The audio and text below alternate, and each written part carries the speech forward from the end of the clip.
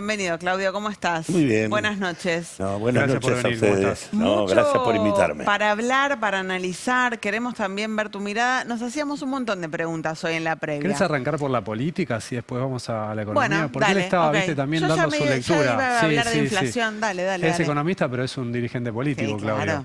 ¿Qué ves de lo que pasó el domingo en la provincia de Buenos Aires y del escenario que abre eso, que decíamos nosotros, es como que reconfiguró o movió un poco el tablero político? No, yo creo que lo movió mucho. Creo que tiene una dimensión política muy grande la elección que se dio.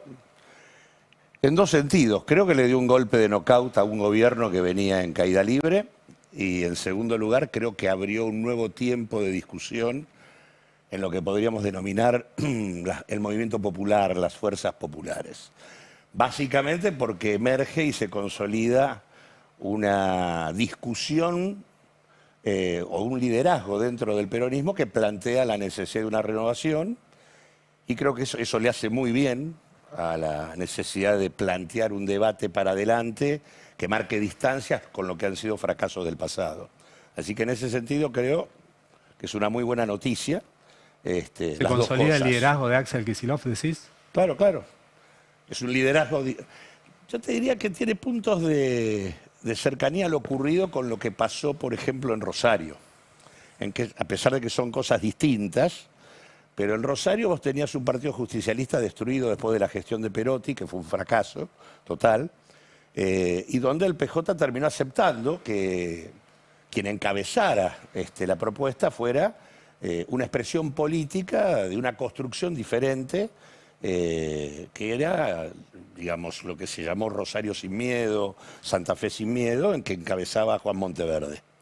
Y creo que eso le dio un impulso renovador que le permitió hacer una buena elección provincial y ganar la ciudad de Rosario. Me parece que acá también hubo una decisión de plantear desde las viejas palabras de Axel hablando de que se necesita una nueva melodía, una nueva canción, hasta todo lo que ha sido la estrategia que llevó adelante, un intento renovador que fue muy resistido, objetivamente. Por Cristina. Por Cristina. Y creo que, bueno, esto se impuso, le fue muy bien, y creo que en ese sentido es una linda cosa para todos los que pretendemos y que creemos que es necesario armar una propuesta popular nueva y en donde la cultura peronista indudablemente tiene un lugar absolutamente indispensable, pero sobre las bases de una renovación profunda respecto a lo que cargamos como mochilas del pasado. Así que en ese sentido creo que fue muy importante la elección. ¿Crees que con las medidas que está tomando el gobierno nacional o con lo que viene insinuando en estos 3 días después del golpazo electoral en Buenos Aires, tiene chances Milei de en la nacional el 26 de octubre un poco modificar este escenario? Yo la verdad que lo veo muy complicado. Creo que aparte es un momento como para que todos aquellos que creemos que esto tiene que terminarse, avancemos. Avancemos en la pelea callejera, avancemos en las definiciones y la pelea institucional, y vayamos y confrontemos en profundidad con un modelo absolutamente corrupto, autoritario, represivo, y que además no tiene nada para ofrecer. Porque está claro además que digamos, me parece que está muy bien, todo el mundo tiene que decir, espero que escuche la voz del pueblo, pero la verdad que me parece que todos sabemos que eso no va a ocurrir y que en todo caso lo único que hay digamos, ahí a la espera, digamos, es algún tipo de reemplazo por un neoliberalismo prolijo, ¿no? Que es esta suerte de conciliábulo de los gobernadores que pretenden una propuesta nacional, que son los mismos gobernadores que fueron cómplices de buena parte de todos estos 2 años. Cuando decís avancemos en términos institucionales, ¿te referís al juicio político? Sí, sí, de hecho yo creo que el tema del juicio político, la destitución del gobierno y meterlos en cana serían las 3 cosas centrales que deberían regir digamos, el esfuerzo a hacer. Hay que construir las mayorías parlamentarias para sacarlo. No va a haber ningún cambio. Esto creo que es, digamos, es hablar de una ficción.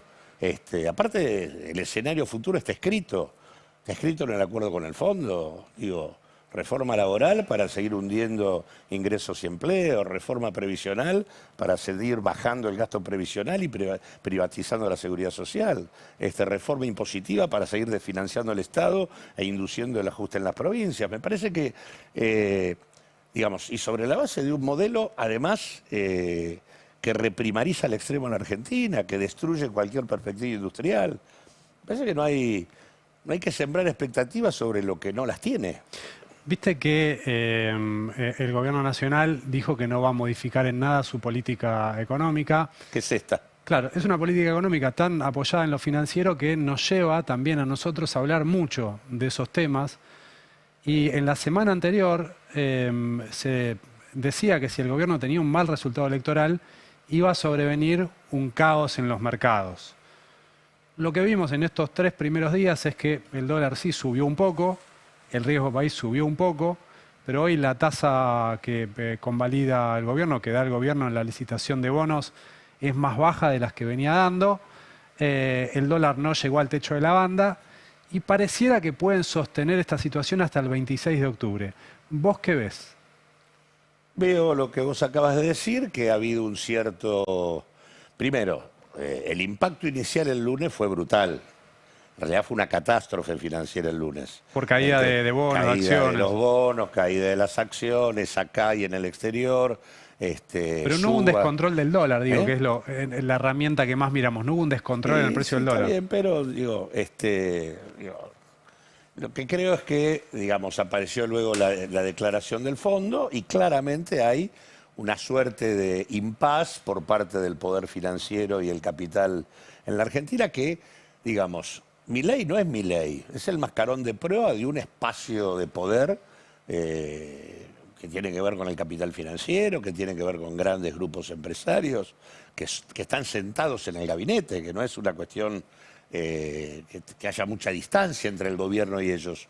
Por lo tanto, digamos, en todo caso, lo que me parece es que no tienen todavía un reemplazo y consecuentemente no lo van a... ¿De Luis Caputo, decís?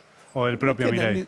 No, de Luis Caputo y del propio Milei. No han construido todavía un reemplazo. Creo que hay intentos de armar un reemplazo de esto que mencioné antes, un neoliberalismo prolijo. Con los gobernadores, algunos los gobernadores. 5 gobernadores que aparecen y dicen... Provincias Unidas. Provincias Unidas, Schiaretti como una referencia política instalada.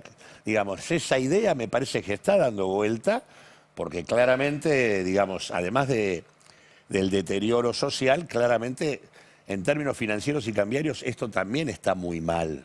Más allá de que las cosas se contengan en estos días, vos tuviste una situación donde, digo, los datos del Banco Central de la semana pasada te muestran que en 7 meses vos te endeudaste en 17.600 millones de dólares entre el fondo y los organismos internacionales y se te fueron 30.000 millones de dólares, se te fueron 24.000 entre fuga de capitales y pago de deuda y 6.300 millones por déficit en turismo. 30.000 millones de dólares en 7 meses son el 70% de las reservas totales de la Argentina, de las brutas, no de las netas que no tienen.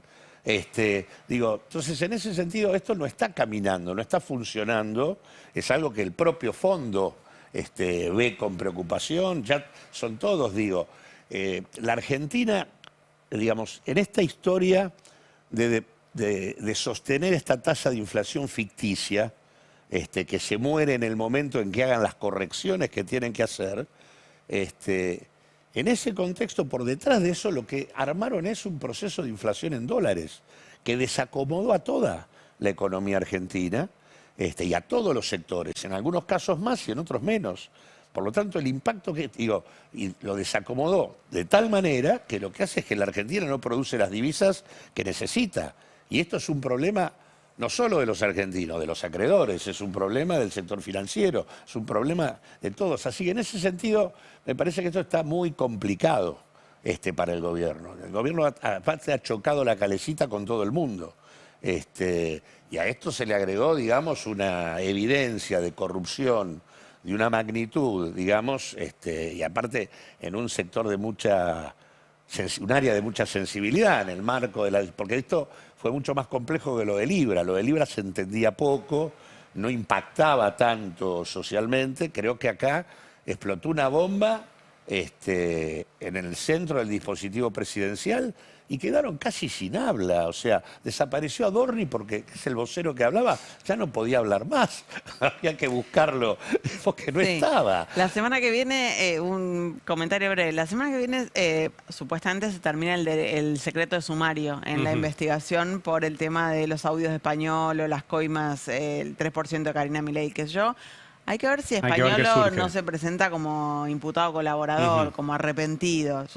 Hay versiones en esa dirección. Los abogados le dicen, espera que levanten el secreto de sumario, nos enteramos que hay en la causa y ahí decidimos. Claro. Ahora, vos recién mencionabas el tema de inflación. Nosotros antes del aire mirábamos el índice, mirábamos específicamente el índice de alimentos, comparábamos con la medición... 1,4. 1,4, viste que LSG hace una medición semanal, la medición de LSG había dado 2,4 en alimentos. Más allá de la discusión de cómo está conformada la canasta que mide el INDEC y de la desconexión entre esa canasta y lo que nosotros sentimos que pasa, ¿cómo se explica el número de inflación y sobre todo tan bajo en alimentos? Bueno, en realidad estaba mucho más bajo en alimentos. Se multiplicó por 3 prácticamente entre mayo y ahora. O sea, estaba en 0,5. Se fue a 1,5. Digamos, o sea, el impacto que tuvo las modificaciones cambiarias, las turbulencias cambiarias que se vivieron, impactaron. Y además vos tuviste junio y julio inflación en alza. Ahora quedó en el mismo nivel, pero incluso si ves la inflación núcleo, dio 2. O sea, dio para arriba. Hace 3 meses que la inflación no desciende. O sea que ese proceso que supuestamente hacía rato que iba a ocurrir, que íbamos a tener inflación cero, no solo no pasó, sino que pasó exactamente lo contrario. Ahora, los mecanismos de control inflacionario que tiene este esquema son absolutamente insostenibles en el tiempo. El primer mecanismo es el dólar fijo, que por cierto ya todos ven y todos anticipan que va a haber una corrección cambiaria más temprano que tarde. El segundo mecanismo es el retraso absoluto del poder adquisitivo y la recesión en el mercado interno, que es lo que hace además que en este mes de agosto no se haya trasladado tanto a precios la turbulencia del dólar, porque vos tenés que no hay demanda en el mercado interno. Eso es lo que explica para vos que no haya habido traspaso a precios. Eso antes, es lo que limita el traspaso. En el gobierno de Alberto Fernández devaluaban un 20% de inflación. Pero la situación en términos de poder adquisitivo era muy distinta a la actual. El gobierno lo muestra como un logro esto. ¿El qué? Sí. Esto de que no hay pass-through, como se dice, ¿no? Como dicen ustedes los economistas. No es que no hay pass-through. El pass-through es más chico. Y es más chico porque vos es bastante más chico. Sí. Tenés una devaluación del 10, del 13 y una inflación del 1,9. Pero bajó ahora en agosto, porque vuelvo a decir lo que dije antes, se multiplicó por 3 en alimentos. Pero digo, independientemente de eso, obviamente, si vos tenés un poder adquisitivo planchado, o reprimido, obviamente eso actúa como límite. Siempre es así.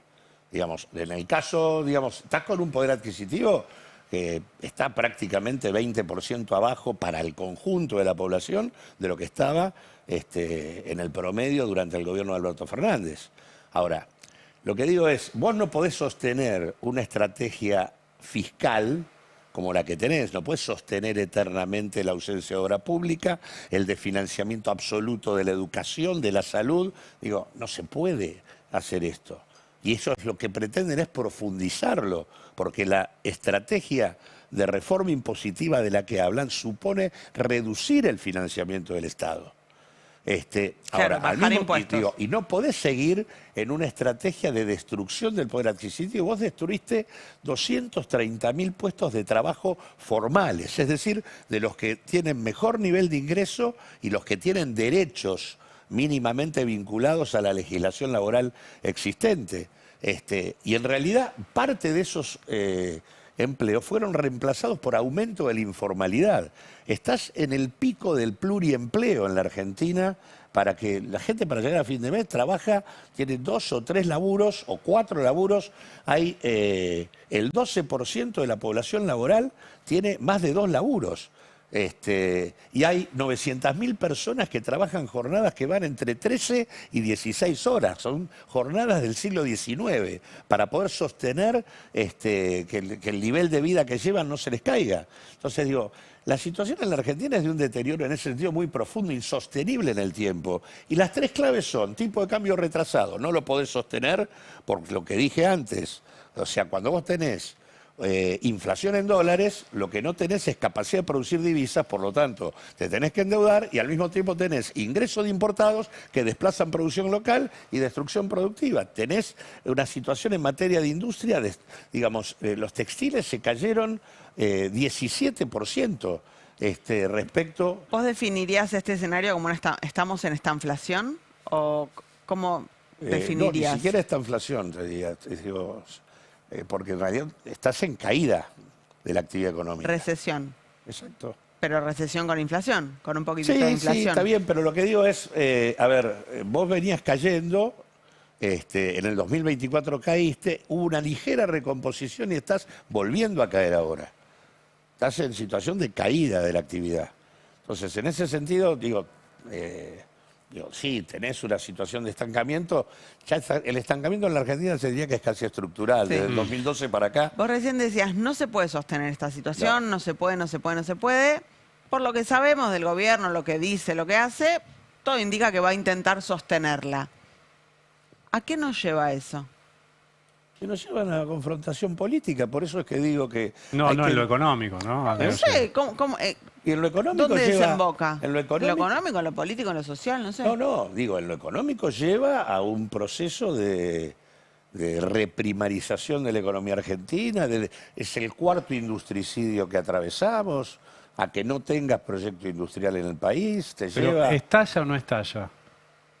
¿Qué cosas? El modelo económico. El modelo ya estalló. Estalló en abril y lo salvó el fondo. Y está otra vez en situación crítica. Y lo están sosteniendo para que llegue octubre. ¿Y después de octubre qué pasa? Y después de octubre, digamos, si no se legitima esto, para, digamos, la capacidad de sostener esto en el tiempo es absolutamente imposible. No hay salida para este tipo de cosas. La salida tiene que ver con un régimen de coerción y autoritarismo mucho más importante, que vos lo tenés en la práctica. Aparte, esto te lo anunciaron desde el primer día, porque en realidad, antes de todos los efectos sociales que esta propuesta tiene, tuviste ¿cómo se llamaba? El protocolo antipiquete, que transformaba la protesta en delito, tuviste la penalización de la actividad sindical. Tenés todo un dispositivo represivo y autoritario que funciona, digo, lo que ha pasado ahora, y además en el que pretenden involucrar todo, incluso la justicia, como pasó ahora con el tema de los audios. Digo, vas a un formato represivo que sostenga un modelo fuertemente excluyente.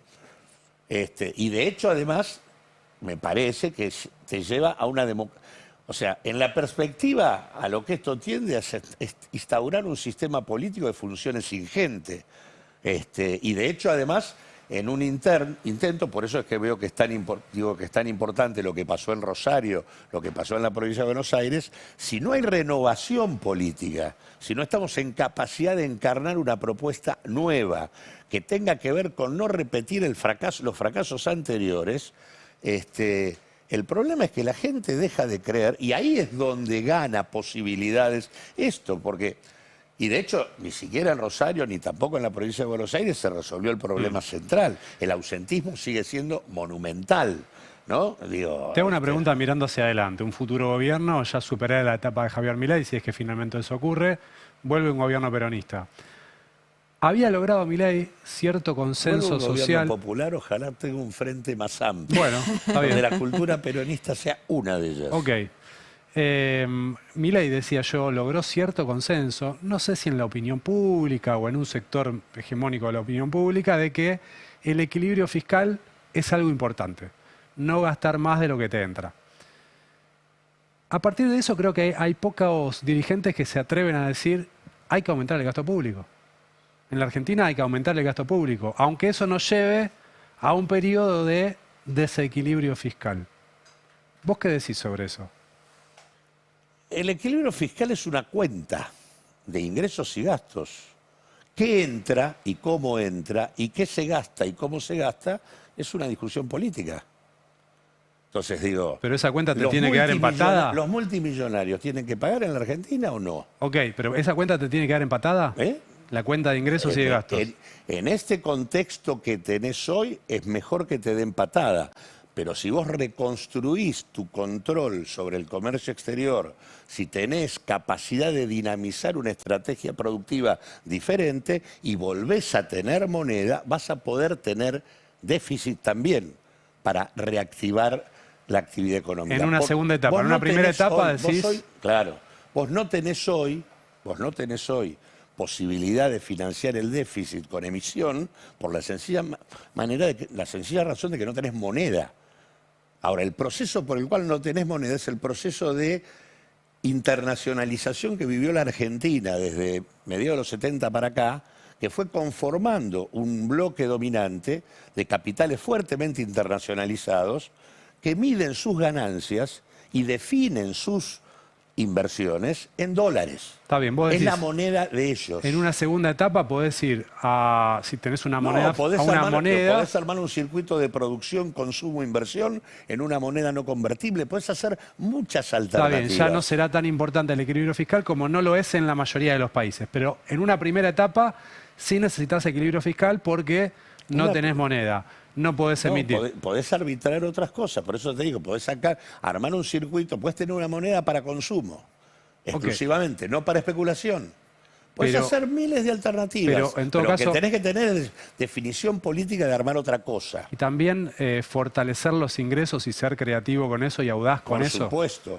No hay política popular, ni hay política de recomposición de un proyecto productivo sin poner en el centro el mercado interno. Y el mercado interno en la Argentina tiene que ver con demanda de mayorías, porque somos un país con un bajo nivel de población.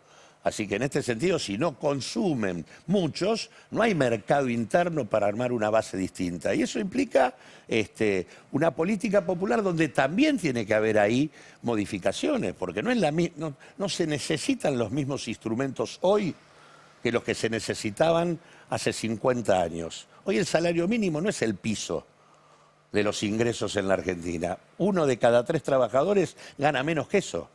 Por la sencilla razón que la mitad está en situación de informalidad. Pero bueno, eso implica discutir la universalidad como un piso.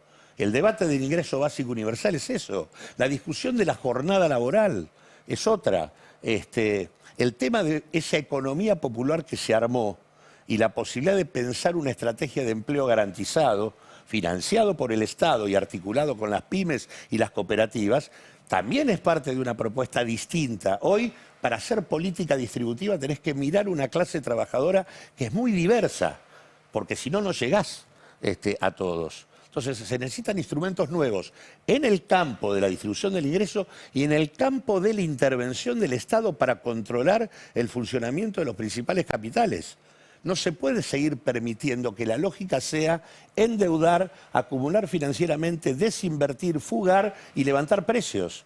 Esa lógica es una lógica que han acuñado en el marco de los procesos de apertura que se abrieron con Martínez de Oz y que no han sido discutidos. La democracia, 40 años de democracia, no ha habido una sola reforma impositiva en la Argentina. 40 años de democracia y tenés la misma ley de entidad financiera del 76 y la misma ley de granos que regula el comercio exterior de aquella época.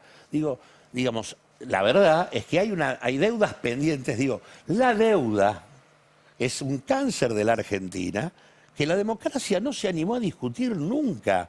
Yo fui el que tuve la oportunidad de crear la única comisión de investigación de la deuda que se abrió en el Congreso, y se abrió, y a los 10 minutos que empezamos a citar a los distintos sectores que había que citar para que dijeran lo que había pasado y a pedir la documentación correspondiente de las negociaciones, desaparecieron todos los bloques mayoritarios. Entonces el tema del debate de la deuda, de una deuda que es nula desde el punto de vista de la jurisprudencia argentina y que es irregular absolutamente desde la relación con el fondo, es un debate que hay que darlo. Porque vos necesitas, y desde la discusión del vínculo, que hay que terminar con el vínculo entre deuda y fuga de capitales, que es lo que viene obturando el desarrollo del país. Claudio, gracias por haber venido. Muchas gracias.